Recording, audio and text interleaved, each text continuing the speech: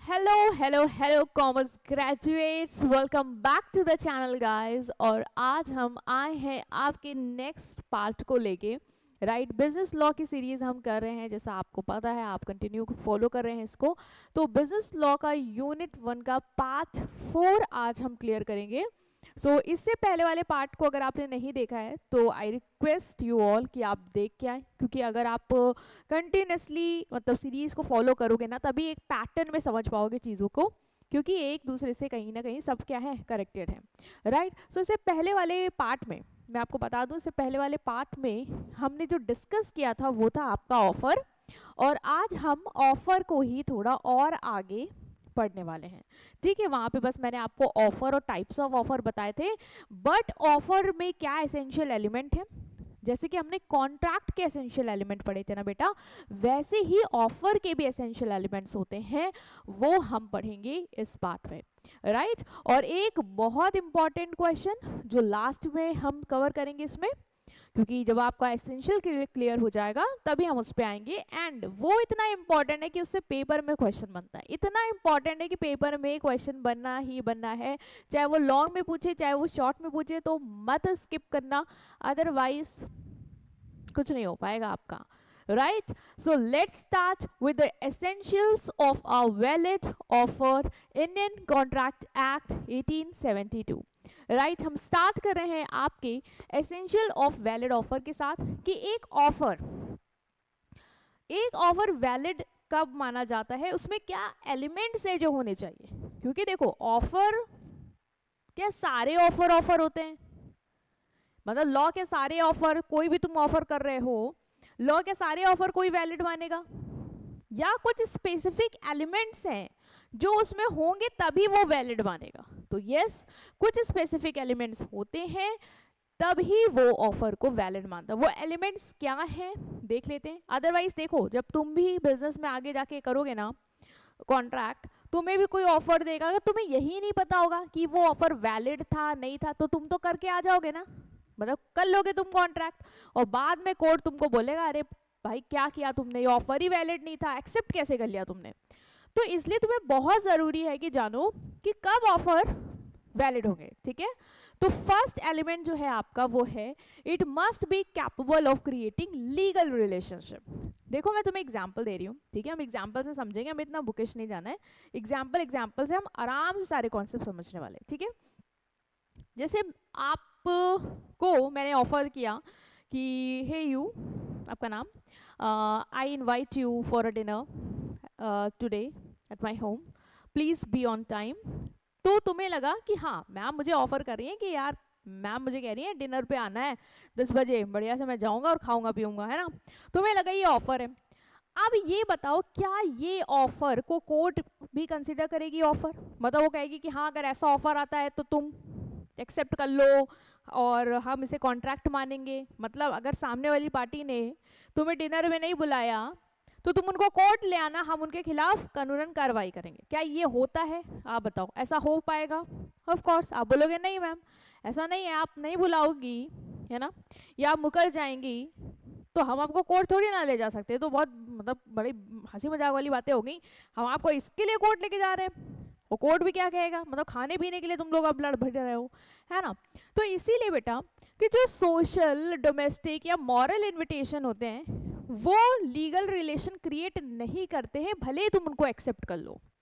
तो ये तो क्लियर हुआ ना कि सोशल एग्रीमेंट, पर्सनल हमारी जो सोशल एग्रीमेंट हो रही है, रिलेशनशिप के थ्रू एग्रीमेंट हो रही है, घरेलू एग्रीमेंट, पापा ने कहा कि हम आपको शॉपिंग कराने ले जाएंगे, आपके अगर टेस्ट में आज अच्छे नंबर आएंगे, आपके नंबर अच्छे आ गए, पापा नहीं ले गए, तो क्या पापा को कोर्ट ले जाओगे? नहीं। तो ये सब लीगल रिलेशन नहीं क्रिएट करती हैं, भले ही तुम इनको क्या कर लो, एक्सेप्ट कर लो।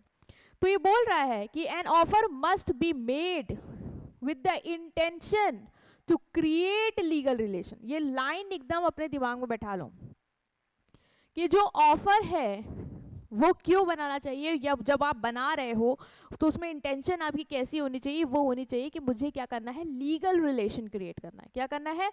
लीगल रिलेशन क्रिएट करना है। The offer should be capable of being accepted and giving rise to a legal relationship. Legal relationship keyword है इसका। पेपर में अगर आप ये लिख के आते हैं कीवर्ड तो नंबर पूरे मिल जाएंगे, क्योंकि पूरा सार यही है कि ऑफर में लीगल रिलेशनशिप क्रिएट करने का इंटेंशन होना चाहिए। जब मतलब आप ऑफर दे रहे हो सामने वाले को, तो आपका ऑफर देने का मतलब ये है कि मुझे उसके साथ लीगल रिलेशनशिप बनाना। लाइक मैं आपको कह रही हूँ, मैं आपको 10,000 का अपना लैपटॉप सेल करूंगी, ठीक है, मैं चाह रही हूँ कि आप इसमें अपनी सहमति दो कि हाँ मैं इसको परचेस करूंगा, और मैं यहाँ पे कोई पर्सनल रिलेशन नहीं बना रही हूँ कि कल को तुमने नहीं परचेस किया, ठीक है, मैंने तुम्हें दे दिया, डिलीवर कर दिया, तुमने मुझे पैसे नहीं दिए तो मैं कुछ नहीं कहूंगी, हमारा रिश्ता नहीं। हम यहाँ पे डीलिंग कर रहे हैं, ठीक है, कल को तुमने मुझे मेरे पैसे नहीं दिए लैपटॉप लेने के बाद तो मैं तुम्हें कोर्ट ले जाऊंगी, ठीक है। तो यहाँ पे इंटेंशन लीगल रिलेशन क्रिएट करने का है। तो an offer which do not intend to create legal relationship is not a valid offer. इसका मतलब कि अगर ऑफर लीगल रिलेशनशिप क्रिएट नहीं करता है तो वो ऑफर वैलिड नहीं होगा। तो सबसे पहला एसेंशियल एलिमेंट क्या होना चाहिए ऑफर में? वो होना चाहिए कि it must be capable of creating legal relation, ठीक है। जैसे example, invitation to dinner is not a valid offer. भाई ये वैलिड ऑफर नहीं है, क्यों? क्योंकि it is a kind of a social invitation, right, and it does not give rise to a legal relationship. That's why it is not a valid offer even if it get accepted. Clear students?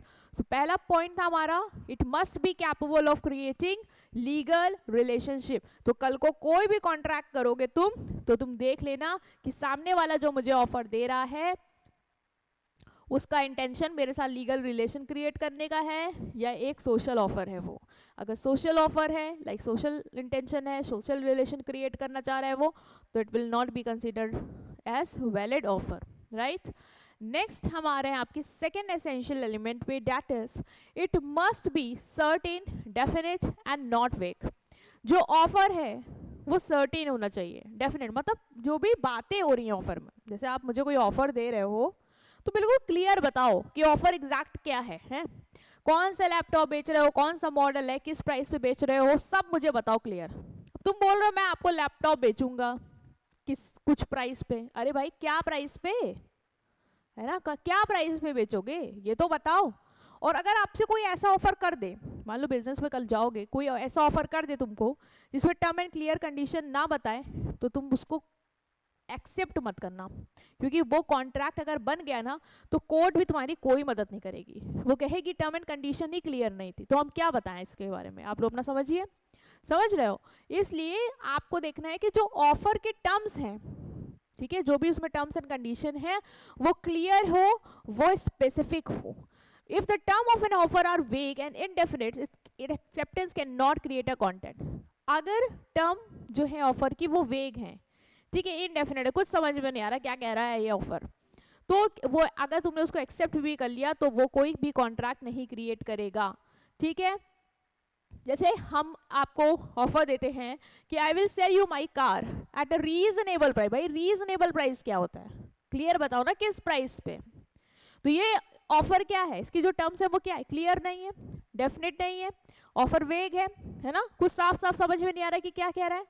तो अगर इसको तुम accept भी कर लोगे तो ये contract नहीं बनाएगा, ठीक है, ये कोई कॉन्ट्रैक्ट नहीं क्रिएट करेगा, क्योंकि ये जो अनसर्टेनिटी है ये ऑफर की वैलिडिटी क्या कर देती है? खत्म कर देती है। मैंने बहुत चूज कर करके वर्ड आपके लिए यूज किए हैं क्योंकि ये लॉ लैंग्वेज है, तो आपको एक समझ में आना चाहिए लाइन क्या कह रही है, ठीक है। अगर ऑफर के टर्म वेग है, इनडेफिनिट है, तो अगर वो एक्सेप्ट होता है तब भी वो कॉन्ट्रैक्ट क्रिएट नहीं करेगा, क्योंकि ये जो अनसर्टेनिटी है वो उसकी वैलिडिटी डिस्ट्रॉय कर देती है कि वो ऑफर वैलिड ही नहीं है। कि भाई अनसर्टेनिटी, समझ में नहीं आ रहा ऑफर क्या कह रहा है, समझ गए?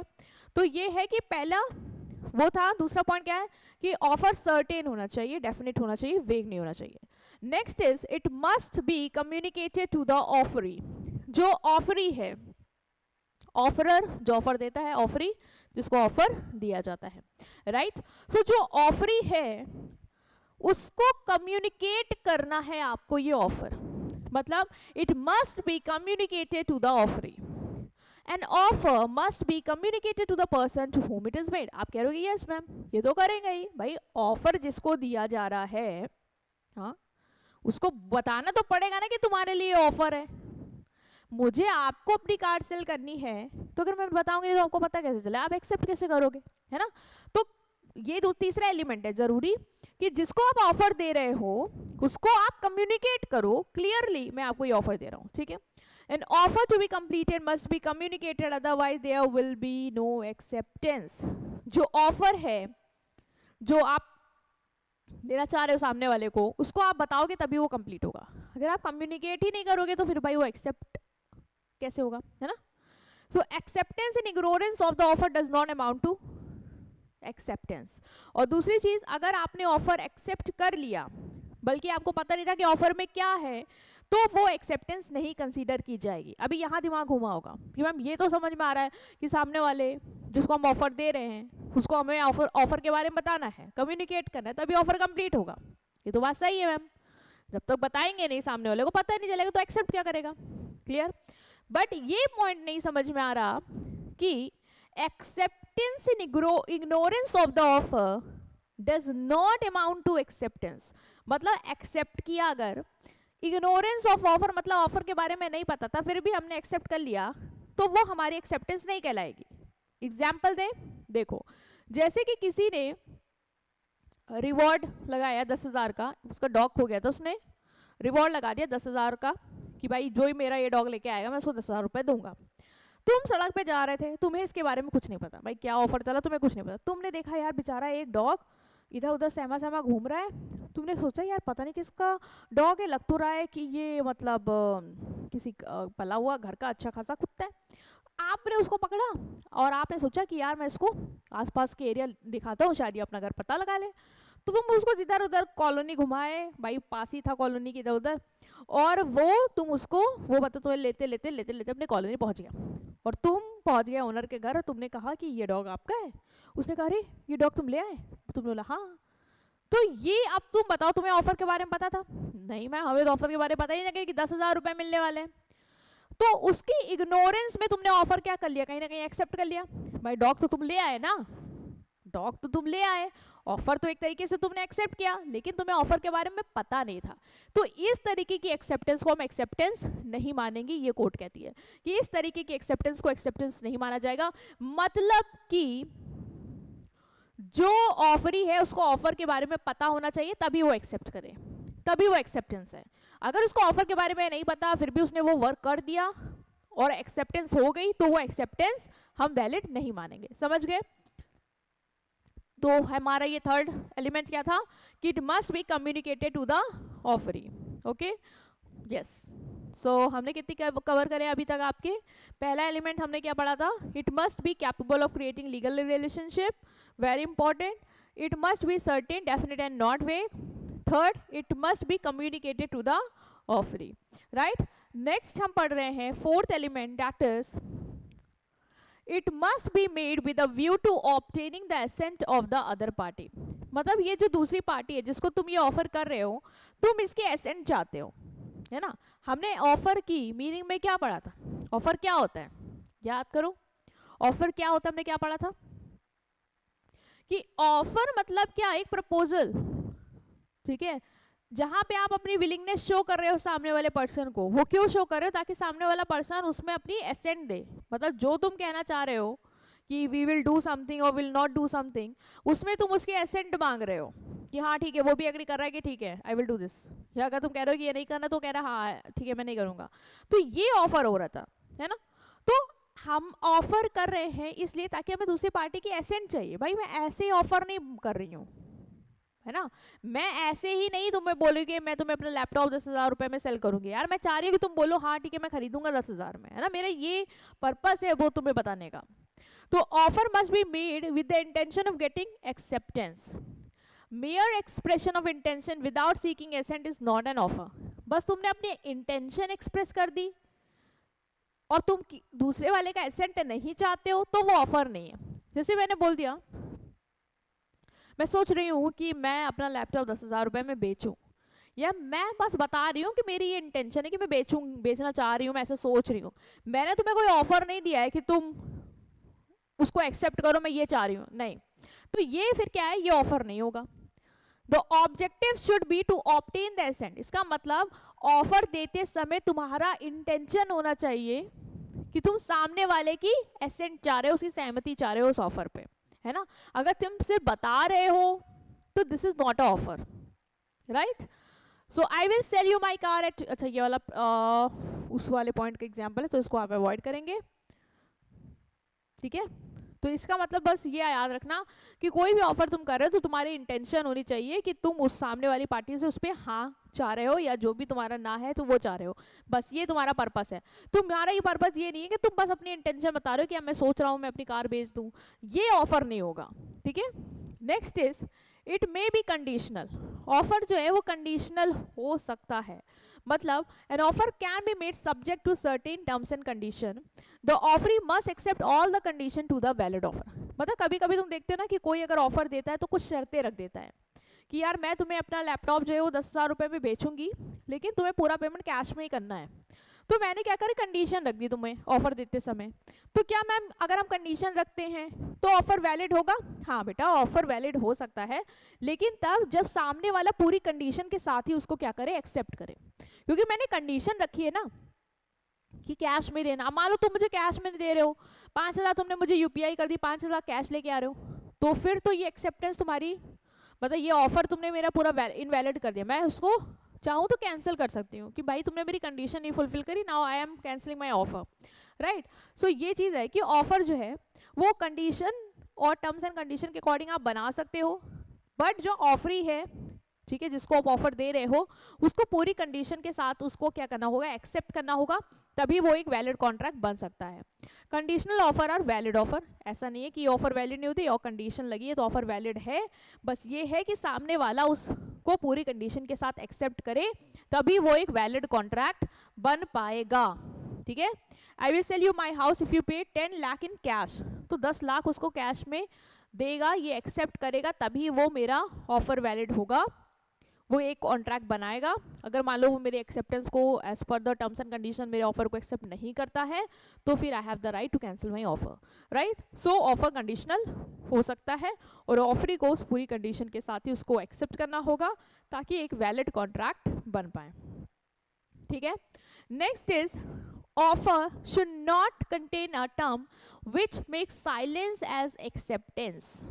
ये क्या कह रहा है, ये कह रहा है कि an offer must not impose a condition that silence means acceptance. अब समझ में आया ना कि ऑफर कोई ऐसी कंडीशन तुम पे ना थोपे कि अगर तुम कुछ नहीं बोलते हो तो मैं मान लूंगी कि तुम्हें कबूल है। जैसे कुछ लड़के ऐसे करते हैं कभी कभी, आप लोग ने देखा होगा, आप लोग तो सब सही हो, आप लोगों ने देखा होगा कुछ लड़के ऐसे नहीं करते, कहते कि यार अगर वो नहीं बोल रही है कुछ और बस शांत है तो उसका मतलब उसकी हाँ है। ऐसा होता है ना, लोग बहुत बहुत लोगों को लगता है ऐसा, उनको लगता है कि अगर कुछ नहीं बोल रही है तो मतलब हाँ है। लड़की ऐसे रिश्ते भी आपने देखा होगा, एडवर्ट आते हैं तो कहती है कि लड़की शांत है, अरे वो शर्मा गई बेचारी, वो कुछ बोल नहीं रही, उसको करना भी नहीं है, वो बस उठ के चली गई गुस्से में, करे अरे वो शर्मा गई है, या उसका मतलब उसकी हाँ है। तो वही ये कॉन्ट्रैक्ट कह रहा है कि भैया ये पूरा क्लियर कर रहा है कि मैं ऐसा नहीं हूँ, ठीक है। N offer must not impose a condition that silence means acceptance. Offer कोई ऐसी कंडीशन नहीं थोपेगा कि अगर तुमने कुछ नहीं बोला तो हम मानेंगे कि तुम्हारे तरफ से हाँ है, ठीक है, तुमने एक्सेप्ट कर लिया। The offerer cannot show that if acceptance is not okay within a certain time, its uncertainty destroy the, अच्छा ये वाला पॉइंट लाओ यहाँ से, ये थोड़ा सा मिस्टेक है। देखो ये सिंपल मैं बता रही हूँ क्या बोला है, बोल रहा है कि an offer must not impose a condition that silence means acceptance. Offer कोई ऐसी कंडीशन नहीं कह सकता कि साइलेंस अगर है तो वो ऑफर क्या हो गया, मेरा एक्सेप्ट हो गया है। एक्सेप्टेंस मस्ट बी एक्सप्रेस और इम्प्लाइड नॉट फोर्स। एक्सेप्टेंस जो भी है बेटा वो आपको एक्सप्रेस करनी होगी, चाहे वो वर्ड्स के थ्रू बोलो, चाहे वो आप मतलब अपने एक्शंस के थ्रू बोलो, ठीक है, बट आपको बताना होगा क्लियरली कि आप उस ऑफर को एक्सेप्ट कर रहे हो। अगर एक्सेप्टेंस साइलेंस में है, आप कुछ नहीं बोल रहे हो, तो इसका मतलब हम मानेंगे कि वो ऑफर आपने एक्सेप्ट नहीं किया है, ठीक है। तो ऑफर में कंडीशन और होनी चाहिए कि ये कोई भी टर्म एंड कंडीशन नहीं डालेगा कि क्या सामने वाली पार्टी चुप रहती तो ऑफर एक्सेप्ट मान लिया जाएगा, नहीं, सामने वाली पार्टी को पूरा क्लियरली अपने एक्शंस के थ्रू, अपने वर्ड्स के थ्रू आपकी एक्सेप्टेंस को वो अगर एक्सेप्ट करता है, मतलब अपनी एक्सेप्टेंस देता है पूरे एक्सप्रेस करके एम्प्लाइड फॉर्म में, तो ही हम मानेंगे कि उसने ऑफर एक्सेप्ट किया, अदरवाइज ऐसी कोई कंडीशन हम नहीं डाल सकते अपने ऑफर में, ठीक है। जैसे ये बोल रहा है कि if I don't hear from you tomorrow I will consider you accept this offer. बोला है अगर मुझे तुम्हारे से कल तक कोई जवाब नहीं आता तो मान लूंगा कि तुमने ऑफर एक्सेप्ट कर लिया। तो ऐसी कोई कंडीशन आप नहीं डाल सकते, एक ऑफर में ऐसी कोई भी कंडीशन नहीं होनी चाहिए। तो अगर आपको भी कल को कोई ऑफर देता और कहता है कि आप अगर कुछ नहीं बोलेंगे तो मैं हाँ मानूंगा, तो आप ये जान लीजिएगा कि वो ऑफर वैलिड नहीं होगा, ठीक है। कोई कंडीशन ऐसी नहीं डाल सकते आप।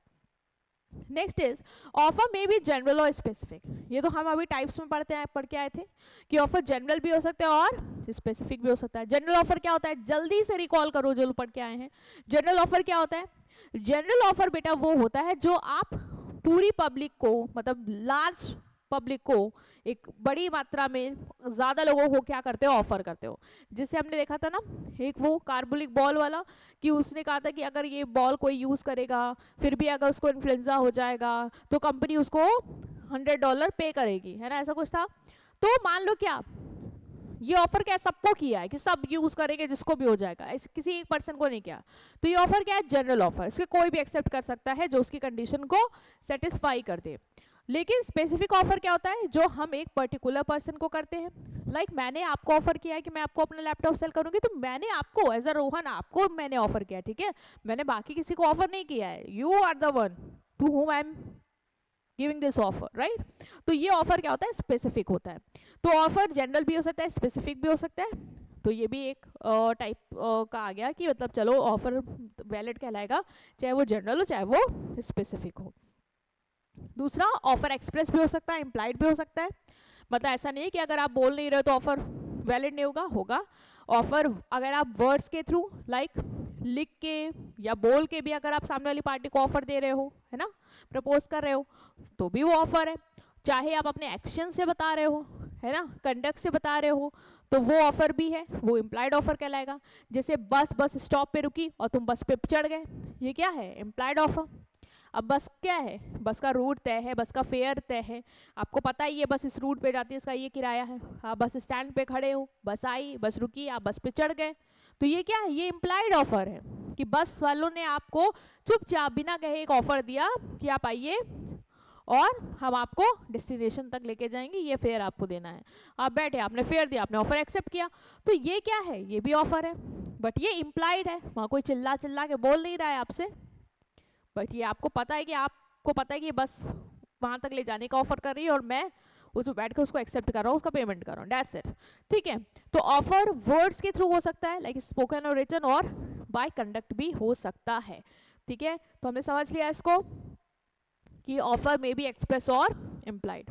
अब जैसे आप लोगों को बहुत सारे लोग हैं, ये तो वीक भी चल रहा है ऐसा, तो ऑफर देते हैं बहुत सारे लोग, तो लिखे जो खत तेरे, कुछ और है ना, पता नहीं। तो खत आपने लिखे, है ना, तो वो क्या है, रिटर्न।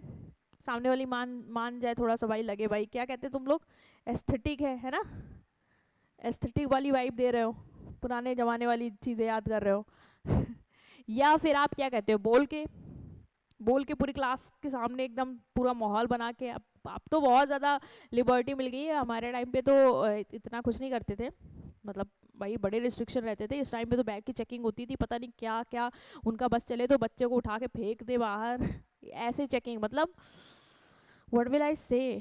मुझे अपना टाइम याद है, I am just sharing the incident. एक टाइम था जब चेकिंग हो रही थी, मतलब ये वैलेंटाइन डे वीक चल रहा था ना, तो चेकिंग हो रही थी और मेरे भैया की शादी थी, तो मैं कुछ मिठाई उठाई लेके जा रही थी। भाई मेरे स्कूल के बाहर ही चेकिंग होती थी। सोचो तुम लोग के यहाँ तो अंदर होती होगी, अगर होती होगी, आई थिंक तुम लोग के में तो होती ही नहीं होगी, लेकिन मेरे यहाँ क्या कहते हैं बाहर, मतलब आप एंट्री ले रहे हैं स्कूल के अंदर, वहीं सारी टीचर की फौज खड़ी रहती थी ऐसे करके, आइए अपना बैग चेक कराइए। अरे मतलब होता था ठीक है भैया मैम चेक कर लीजिए, और मार ऐसे चेक करेंगे और वो डिब्बा उनको दिखा, मार ऐसे निकाले जैसे उनको, मतलब होता नहीं है तुम लोग को कि किसी को एकदम लगता है कि हाँ हाँ मिल गया, वो वाली वाइब थी उनकी, एकदम से निकाले। अरे मैम का मैम वो मिठाई है अच्छा को, और फिर वो ऐसा निकाल के बोले ये किसके लिए लाई हो, हम बोला मैम मेरे भैया की शादी थी इसलिए लाए। बोले कि अच्छा भैया की शादी थी तो मिठाई क्या लाने की ज़रूरत थी, मतलब उस टाइम पे ऐसे दिमाग हो जाता था सबका। फिर मैंने बोला इसमें क्या जवाब दूँ मैं आपको, क्या जवाब दो उसमें? ऊपर वो तो सोचो लिखा हुआ था कि अंकित वेट्स, भैया का नाम था अंकित वेट्स समथिंग, तो फिर वो दिक्कत नहीं हुई। अदरवाइज तो फिर मतलब वो लोग कहाँ के बाद कहाँ ले जाते थे। तो मतलब ये मैं कहाँ पे आई, ये मैं आई इम्प्लाइड ऑफर पे। देखो मैं यहाँ पे आई थी, इम्प्लाइड ऑफर पे आई थी मैं। ये पता कभी कभी आप लोग क्या करते हो, एक्सप्रेस करते हो पूरी क्लास के सामने, एक्सप्रेस वाले पे थी हाँ, एक्सप्रेस करते हो पूरी क्लास के सामने कि सामने वाली पर्सन को, तो वो क्या है पूरे क्लास में तुमने अच्छे से डेकोरेट करके ऐसे से एक्सप्रेस किया। तो ये पहले नहीं होता था इसलिए मैं उस पर आई थी। बट इम्प्लाइड ऑफर क्या होता है, जब आप चुपचाप अपने एक्शन से शो करते हो, लाइक आपने अपने एक्शन से आप सामने वालों को देख के मुस्कुरा रहे हो, सामने वाला आपको देख के मुस्कुरा रहा है, तो आप समझ रहे हो ट्यूनिंग बन रही है ना। वो ऑफर जो सामने जा रहा है एक तरीके से इम्प्लाइड जा रहा है। तो ऑफर क्या हो सकता है, एक्सप्रेस हो सकता है, इम्प्लाइड हो सकता है। ये मैं तुमको बस थोड़ा मूड रिलैक्स करने के लिए मैंने तुम्हें एग्जाम्पल दिया। अभी फोकस करो बिजनेस पे।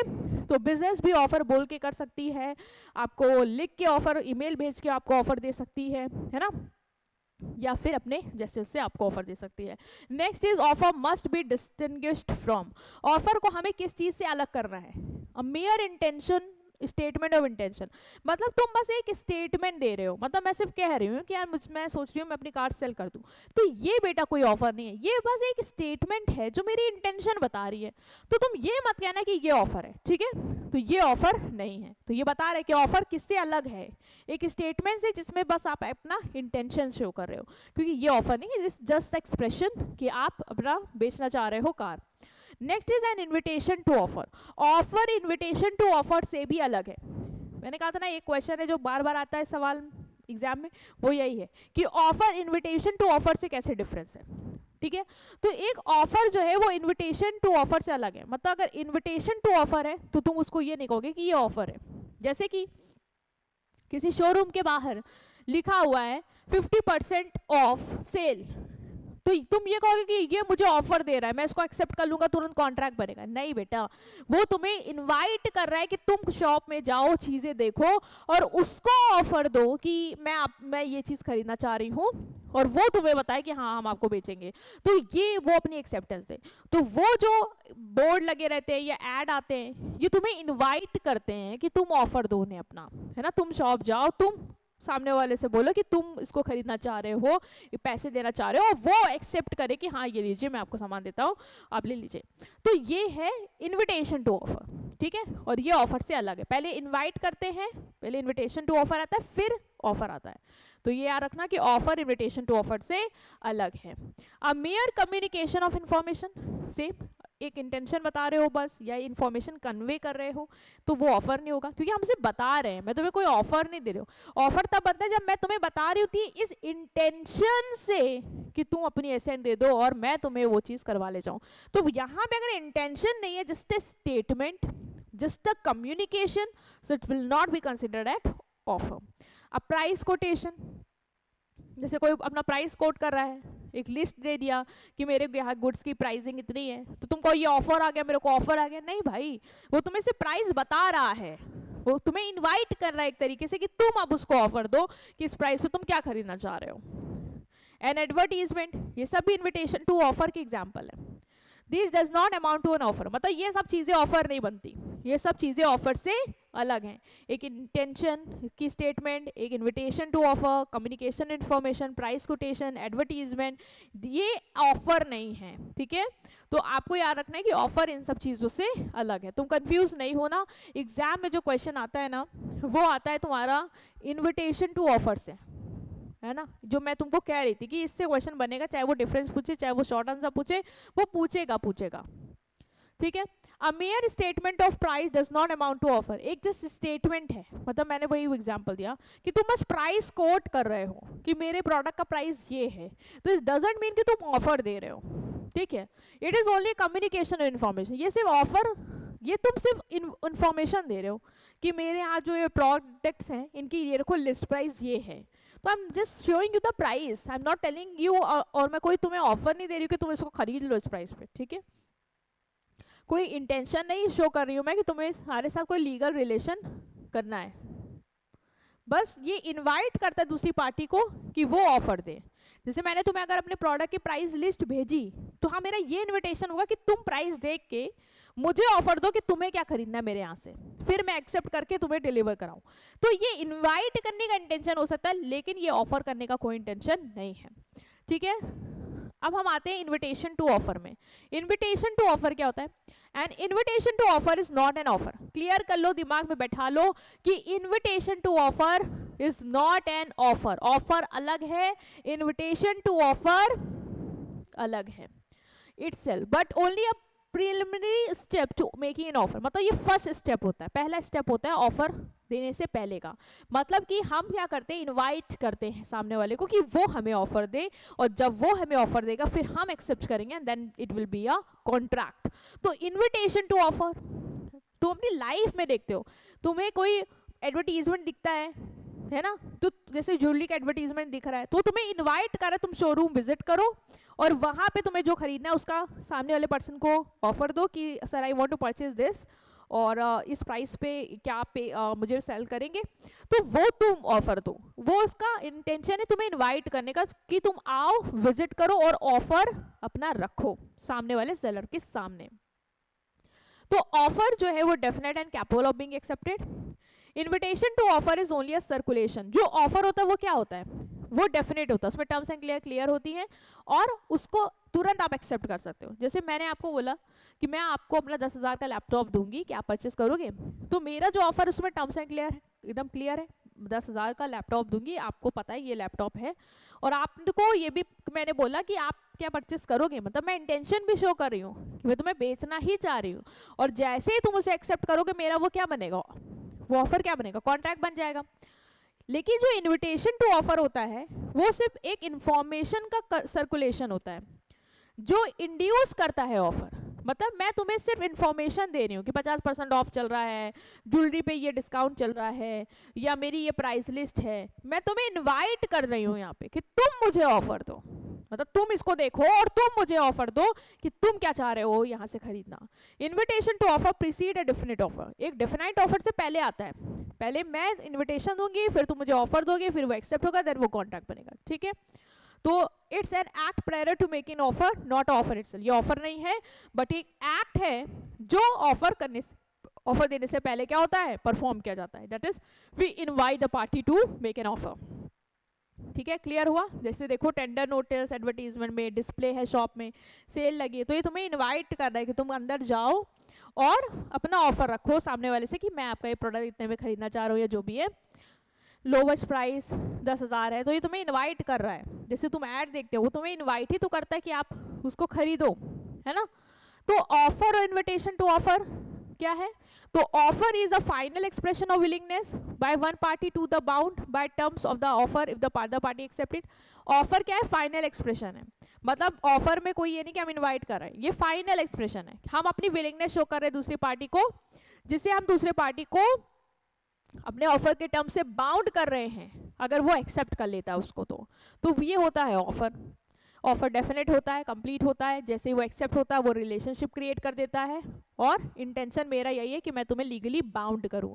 मतलब मैंने बोला कि मैं 10,000 रुपये का लैपटॉप तुम्हें सेल करूंगी, तो मेरा इंटेंशन है कि तुम जैसे ही उस पर हाँ बोलो, एक्सेप्ट करो, तो हम ये कॉन्ट्रैक्ट बनाए, और कल को तुम मुझे पैसे ना दो तो मैं जो कोर्ट तुम्हें लेके जाऊंगी। मतलब रिलेशन लीगल क्रिएट करने का इंटेंशन है।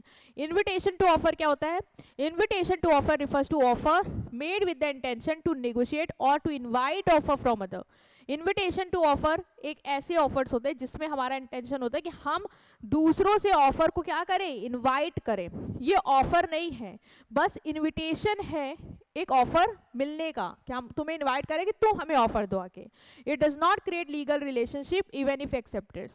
ये कोई लीगल रिलेशनशिप नहीं क्रिएट करता अगर वो एक्सेप्ट भी हो जाए। जैसे तुम शॉप में विजिट कर लिए, 50% डिस्काउंट देके मैंने तुम्हें इनवाइट किया था, तो तुम बोलो लीगल रिलेशनशिप क्रिएट होगा, लीगल रिलेशनशिप क्रिएट हो गया नहीं। जब तक तुम शॉप में आके मुझे ऑफर नहीं दोगे, मैं एक्सेप्ट नहीं करूंगा, तो कोई लीगल रिलेशनशिप तब तक नहीं क्रिएट होगा। तुमने बस वो 50% का डिस्काउंट देखा, तुम बोलो अरे मैं तो बाउंड हो गया, मुझे तो खरीदना नहीं। भाई वो तुम्हें इनवाइट कर रहा है, तुम्हें मानो तो जाओ, नहीं मानो तो ना जाओ, है ना। और जाओ भी तो खरीदना है तो खरीदो, ना नहीं खरीदना ना खरीदो।